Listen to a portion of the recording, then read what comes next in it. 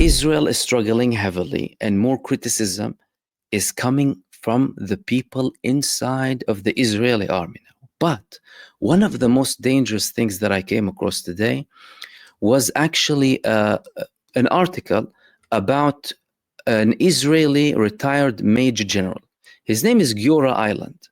Giora Eiland is a man who held senior figures in the Israeli security establishment. He was the head of the national security in Israel, and he was also a major general in the Israeli army. He made some strong statements today against Benjamin Netanyahu and against the state of Israel. And the most important and dangerous statements that he made is that Israel will be having no elections in the future. So there was this report in the Israeli newspaper Ma'ariv, Giora Eiland saying there will be no elections.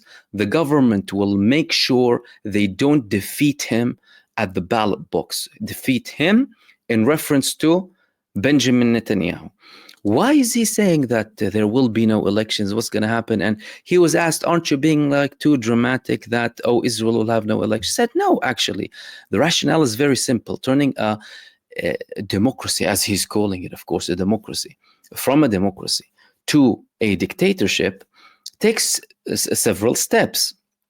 The man is already trying to control the army, the security establishment, sacking the head of the Shin Bet and appointing someone who will be another poodle. He is actively seeking to control the committee that appoints judges in the Israeli High Court or Supreme Court. And all of these are steps that are initially taken before more dramatic measures are taken. Therefore, Benjamin Netanyahu, as soon as he starts implementing more of these actions, he will have any excuse to control, dictate, and force the Israeli public to submit to his will. At the end of the day, according to him in that article, if you're talking about democracy, you're talking about like an oath or mutual trust between the people and the state, where the people will have certain sacrifices for the state, in many cases of taxation or like doing things that risk their lives, like being sent to war to protect the actual state. And the way Benjamin Netanyahu is moving on with his actions in relation to the continued genocide, despite constant criticism, the lack of reaching to an agreement, and him appointing people who will only delay any potential agreement, him opposing suggestions and advice from the security establishment on his approach towards the war or the genocide in Gaza, him sacking or forcing the previous IDF chief of staff to resign, now officially sacking Ronen Bar and facing confrontations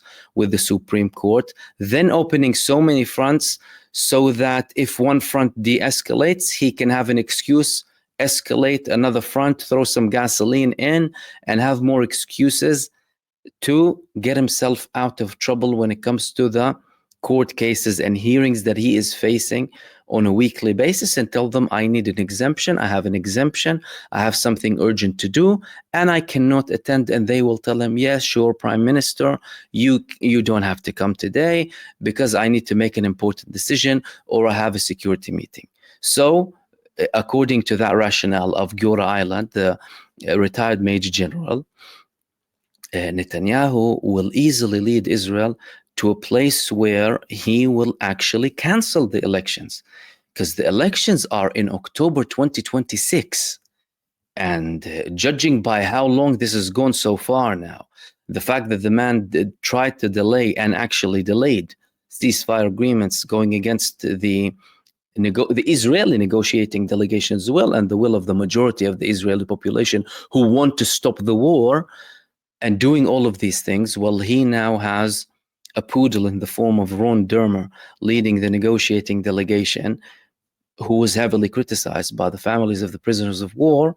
Yesterday, we spoke about the criticism that came from the families of the prisoners of war after they met him, where they said we felt hopeless and powerless, and there was no action plan, and we were not given any deadlines whatsoever. He only spoke about 3 to 6 months with no action plan whatsoever, meaning that Benjamin Netanyahu, well, he actually has the capacity, he has the power, and he has the people to lead Israel to places it has never been before.